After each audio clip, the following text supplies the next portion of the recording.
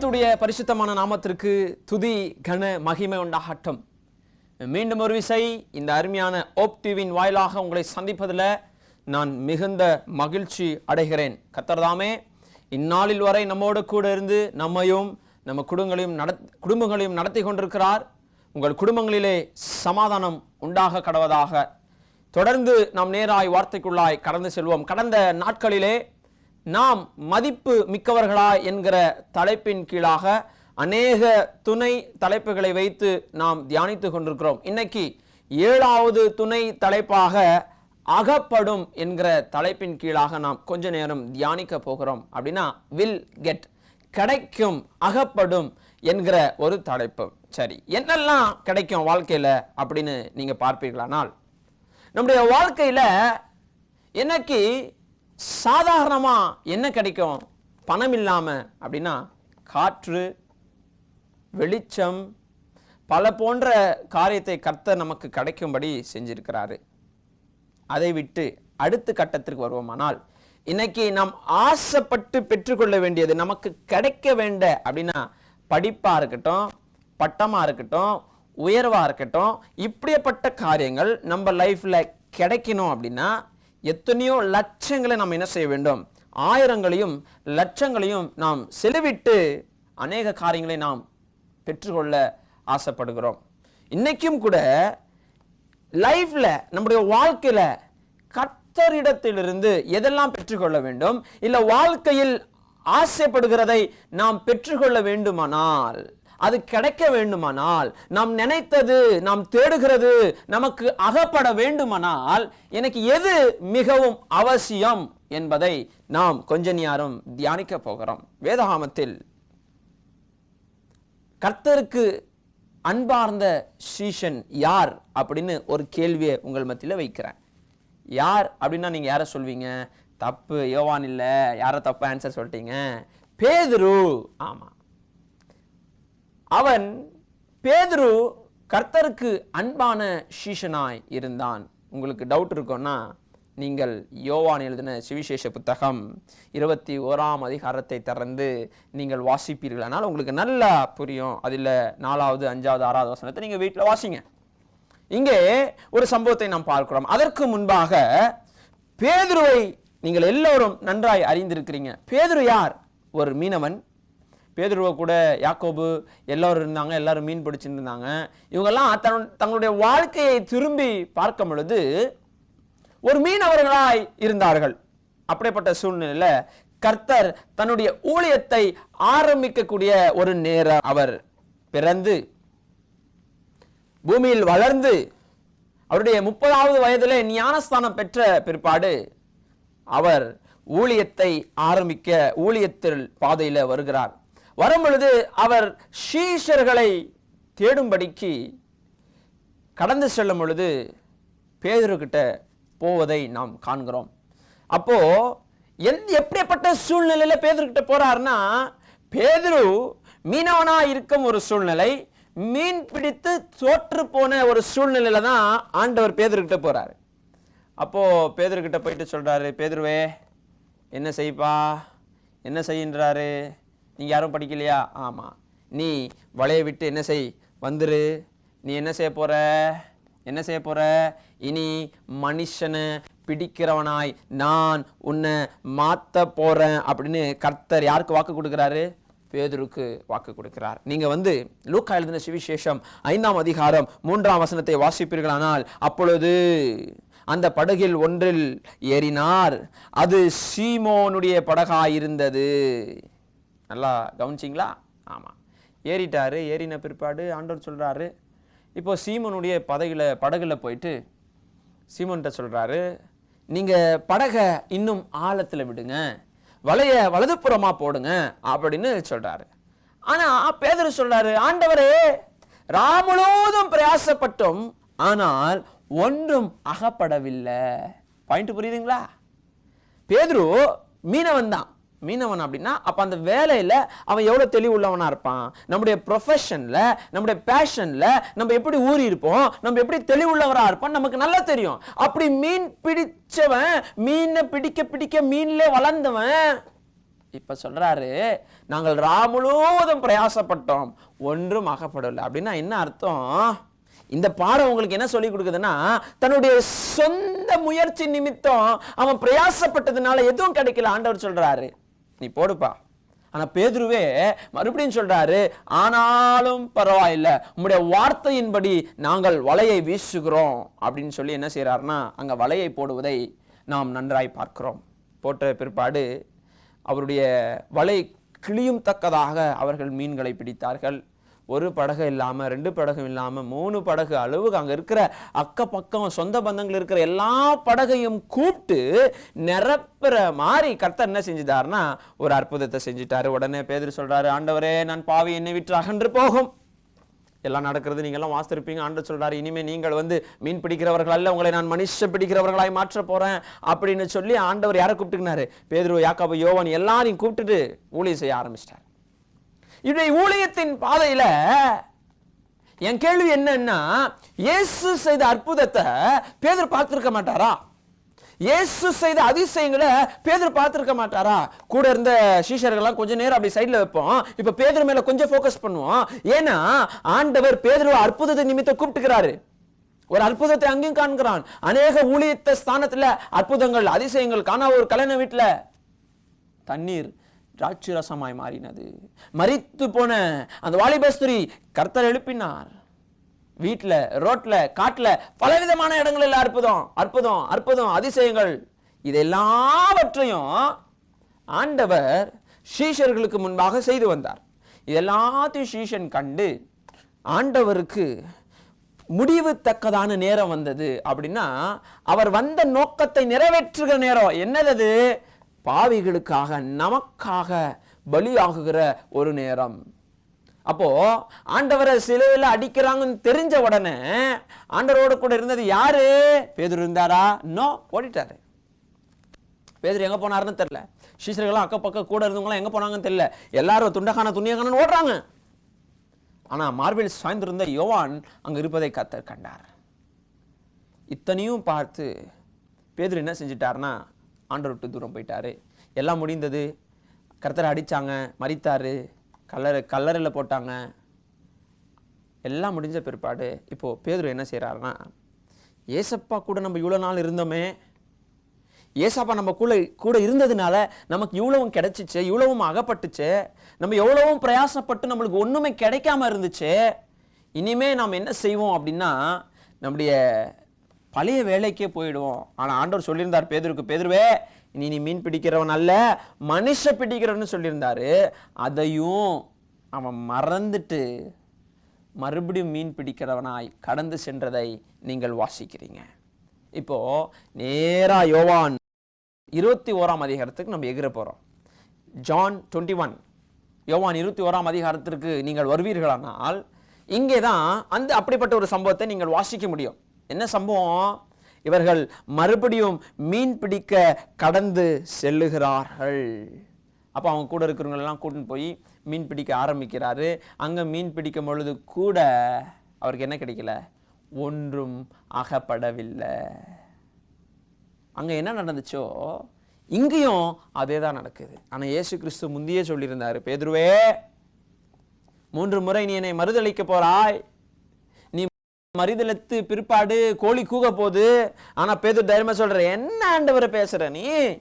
நான் உன் கூட இருந்தேன் அல்லவா, உன் கூட ஊழியம் செஞ்சேன், உன் கூட சாப்பிட்டேன், உன் கூட படுத்தேன், உன் கூட ஓடாடினேன், உன் கூடவே இருந்தேன். நான் எல்லாவற்றையும் விட்டுட்டு நீர் போதும் என்று உமக்காக அல்லவா உம்மோட கூட நான் வந்தேன் அப்படின்னு சொல்லி தைரியமெல்லாம் சொல்லியிருப்பாரு. தைரியமெல்லாம் சொல்லியிருப்பாரு.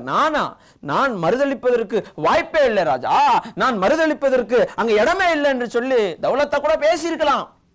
ஆனா சூழ்நிலை எப்படி வந்துச்சு பாருங்க. மறுதளிக்கக்கூடிய ஒரு சூழ்நிலை.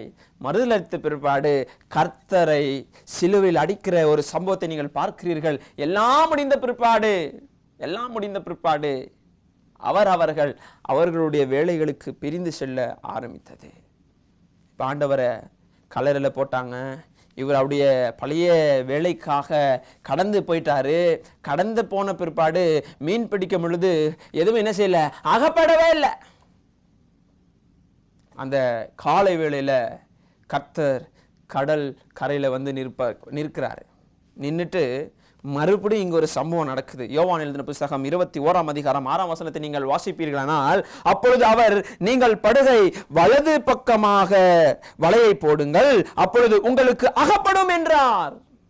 அகப்படும் என்றார். அப்படியே அவர்கள் போட்டு திரளான மீன்களை அகப்பட்டதினால் அதை இழுக்க மாட்டாதிருந்தார்கள். அங்க ஒரு சம்பவத்தை படிச்சிருப்பீங்க. ஆரம்பத்துல ஊழியத்தின் அழைப்பின் ஆரம்பத்தில் நீங்க படிச்சிருப்பீங்க. ஒண்ணுமே இல்லாம இருந்தீங்க. நீங்க ஆசைப்பட்டது, நீங்க பிரயாசப்பட்டது எதுவுமே கிடைக்காம, அகப்படாமல் ஒன்றும் இல்லாதவர்களா இருந்தீங்க. ஆனா எப்ப இயேசு வாழ்க்கைக்குள்ள வந்தாரோ, எப்ப இயேசு உன்னை தேடி வந்தாரோ, கிடைக்காததெல்லாம் கிடைச்சிச்சு. நீ இழந்ததெல்லாம் கிடைச்சிச்சு. நீ பிரயாசப்பட்டதெல்லாம் கிடைச்சிச்சு. எல்லாவற்றையும் கிடைத்ததை நாம் அங்க பார்த்தோம். அகப்படாமல் முழுவதும் பிரயாசப்பட்டார்கள், ஒன்றும் அகப்படவில்லை. இன்னைக்கும் நீங்களும் நானும் பேதுருவை போல வாழ்க்கை முழுவதும் அகப்படுகிறோம். வாழ்க்கை முழுவதும் பிரயாசப்படுகிறோம். பிரயாசத்தின் மேல் பிரயாசம், பிரயாசத்தின் மேல் பிரயாசம். ஆனாலும் கூட நமக்கு ஒன்றும் அகப்படவில்லை. பேதுரு அழகான ஒரு பாடத்தை சொல்லிக் கொடுக்கிறாரு. உங்களுடைய சொந்த பிரயாசம் ஒன்றுத்திற்கும் லாபம் இல்லை. ஆனா இயேசு என்ற ஒருவர் உங்க படகுல ஏறிட்டா, இயேசு என்ற ஒருவர் படகுல ஏறிட்டா. என் அன்பு தேவஜனமே, இன்னைக்கு உன் படகு வெறுமையா இருக்கிறதோ, உன் படகுல உன் வாழ்க்கையில உனக்கு எதுவும் அகப்படலையா? ஏன்னா உன் கூட இயேசு இல்லை, உன் கூட ஆண்டவர் இல்லை. ஆண்டவராகிய இயேசு கிறிஸ்து உன் கூட இருப்பார்னா கிடைக்காததும் கிடைக்கும், உன் வாழ்க்கையில் அகப்படாததும் அகப்படும். அகப்படணும்னா இயேசுக்காக உன் படகில் இடம் கொடு. யாரோ ஒருத்தர் வந்து என் படகுல ஏறாங்கன்னா அன்னைக்கு பேதுரு சொல்லிக்கிறாயோ, யாரையா நீ? நாங்க கஷ்டப்பட்டு படகெல்லாம் வாங்கி வச்சிருக்கோம், மீன்லாம் பிடிச்சிருக்கோம், நீ யாரையா வந்து என் படகுல ஏற? இறங்கியா கீழே, போயா அப்புறம் போயா அப்படின்னு சொல்லியிருந்தா. பேதுரு அப்படியே பட்ட வார்த்தைகள் எதுவும் பேசவில்லை. யாரோ ஒருத்தர் வராரு, ஏறாரு, என்ன செய்யறாரோ பார்க்கலாம். ஏறின உடனே பேதுருடைய படகுல பேதுரு இயேசுக்கு இடம் கொடுத்ததுனாலதான் வலையை இழுக்க முடியாம தான் படகு நிறைந்தோம். பலருடைய படகை நிரப்பதற்கு காரணம் இயேசு பேதுருடைய படகுல இருந்தாருங்க. இயேசு பேதுருடைய படகுல இருந்ததுனால பேதுருடைய படகு மாத்திரம் அல்ல, பேதுருவோட கூட இருந்த அத்தனை படகுகளும் நிரம்பினது. இன்னைக்கு நம்முடைய பாத்திரம் வெறுமையான பாத்திரமா இருக்கலாம். இந்த பாத்திரத்துல இயேசு வந்துட்டாருன்னா இந்த பாத்திரத்தை கொண்டு அநேக பாத்திரங்களை நிரப்புவாரு. உன் பாத்திரத்தை நிரப்புவாரு. உன் பாத்திரம் நிரம்பி வழிய உன்னில் இருந்து வழியக்கூடிய அதுல இருந்து அநேக பாத்திரங்களை கர்த்தர் நிரப்புகிறவராய் இருக்கிறாரு. இயேசுக்காக நீ இடம் கொடுக்க ஆயத்தமா? இல்ல அப்படி இடம் கொடுத்து நீ உன்னுடைய வாழ்க்கையில எல்லாவற்றையும் நிரப்பி கொண்டு ஐஸ்வர்யத்திலையும் சம்பாதத்திலையும் ஆசீர்வாதத்திலையும் உயரத்திலையும் நல்லா இருந்து திடீர்னு பேதுருவை போல ஏசப்ப விட்டு தூரம் போயிடுறீங்களா? அப்படி ஏசப்ப விட்டு தூரம் போயிருந்தீங்கன்னா நீங்கள் சம்பாதித்தது எல்லாமே உங்களை விட்டு கொஞ்சம் கொஞ்சமா குறைஞ்ச ஆரம்பிச்சிடும்.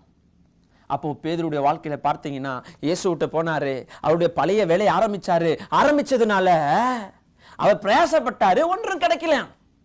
நீங்க போய் வீட்டுல 27ஆம் அதிகாரம் 5வது வசனம் 4வது வசனம் படிச்சு பாருங்க, ஒன்றும் கிடைக்கல. ஆனா 6வது வசனத்துல ஆண்டவர் வந்து சொல்றாரு, அப்பொழுது அவர் வந்து உங்கள் வலையை வலதுபுறமாய் போடுங்கள், அப்பொழுது அகப்படும்ன்றாரு. இப்படி செய் அப்படின்னா நல்லது செய், உனக்கு கிடைக்கும். என் பேச்சை கேளு, என் வார்த்தைக்கு கீழ்ப்படி, உனக்கு கிடைக்கும். இயேசுவின் வார்த்தையை கேட்டாங்க. ஆனா இயேசுன்னு யாருக்கு தெரியாது? பேதுருக்கு தெரியாது. இயேசுதான் வந்து கடல் கரையில நிக்கிறாங்கன்னு யாருக்கும் தெரியல. ஏன்னா அவர் மரித்து உயிரோட எழுந்து இப்ப வந்திருக்கிறாரு, உயிரோட எழுந்து வந்திருக்கிற கர்த்தரா இருக்கிறாரு. இயேசுவே தெரியல. இப்போ சரி இது யாரோ சொல்றாங்களே கேட்போம் அப்படின்னு சொல்ற பேச்சை கேட்டு போட்டாரு. மறுபடியும் ஆரம்பத்துல நடந்த அதே அனுபவம் இப்ப நடந்ததை பார்த்து பேதுரு ஷாக் ஆயிட்டு சொல்றாரு, இவர் இயேசுதான். இயேசப்பா இன்னும் மறைக்கல, உயிரோட இருக்கிறாரு. இந்த அற்புதத்தை கண்டவுடன் பேதுருவுக்கு தெளிவு வந்தது, இயேசு இன்னும் ஜீவிக்கிறார், அவர் மரித்து உயிரோடு எழுந்து வந்திருக்கிறார்னு பேதுரு கண்டுபிடிச்சிட்டாரு. 2 சம்பவம், ஒரே மாதிரி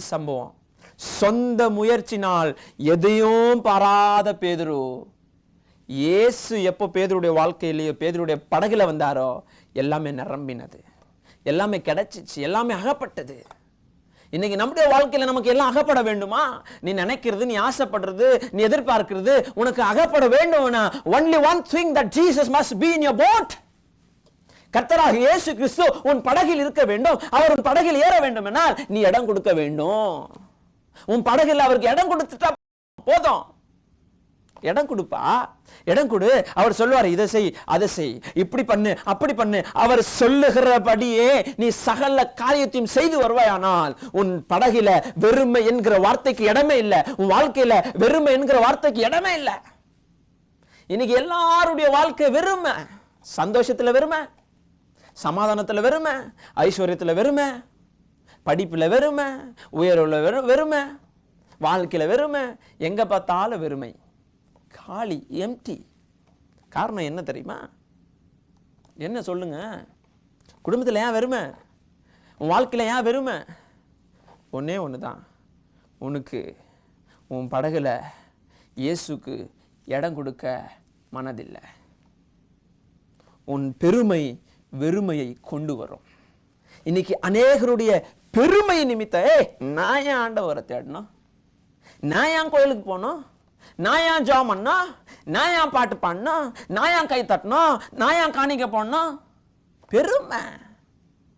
இந்த பெருமை நிமித்தம் தான் அகந்தை உள்ளவர்களாய் நீங்கள் இன்னும் மடிந்து போய் கொண்டிருக்கிறீங்க, வெறுமையில் வாழ்ந்து கொண்டிருக்கிறீங்க. ஆசீர்வாதமே இல்ல, ஆசீர்வாதம் இல்ல இல்ல இல்ல இல்ல இல்ல. சிலர்லாம் நான் பார்த்துருக்கிறோமே, பாட்டு பாடுங்கன்னா பாட்டா அவங்க பாடுவாங்க, கை தட்டுங்கன்னா கையா அவங்க தட்டுவாங்க, காணிக்க போடுங்கன்னா காணிக்கையா அவங்க போடுவாங்க, ஊழியம் செய்யுங்கன்னா ஊழியமா அவங்க பண்ணுவாங்க. ஆசீர்வாதம்னா எல்லாத்தையும் விட்டுட்டு எனக்கு வந்துடணும்னு முன்னாடி வந்துடுவீங்க. கர்த்தருக்காக செய்ய ஒன்றும் இல்லை, ஆனா ஆசீர்வாதத்திற்கு மாத்திரம் ஓடி வந்துடுது. உங்களுக்கு அப்படிப்பட்ட ஆசீர்வாதம் கிடைக்கும் நினைக்கிறீங்களா? அப்படிப்பட்டவர்களை கர்த்தர் ஆசீர்வதிப்பார் நினைக்கிறீங்களா?